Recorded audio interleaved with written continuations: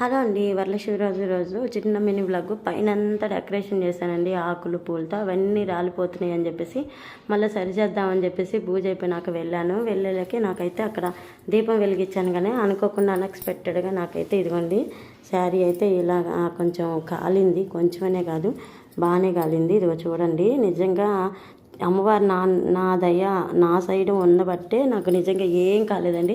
ఇంకా పై కళ్ళకపోయేది. వెంటనే అమ్మవారు నన్ను పిలిచినట్టు ఏదో సౌండ్ అయితే వచ్చింది.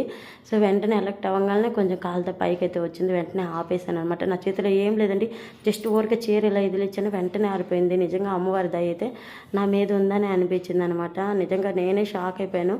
అక్కడ ఆ డెకరేషన్కి అవి ఊడిపోయినాయి పెడదామని చెప్పేసి నేను ఫస్ట్ చూసుకుంటూనే ఉన్నాను దీపాన్ని. తర్వాత ఎప్పుడు అంటుకుందండి. అంటుకొని పైకైతే ఇంకా నాకే నేనేమైపోయేదాన్నో. అసలు ఈ మధ్య ఏందో చాలా ప్రమాదాలు అయితే జరుగుతూ ఉన్నాయి నాకు. అసలు ఎందుకు ఏంటనేది అర్థం కావట్లేదు. సో ఈ వీడియో నచ్చితే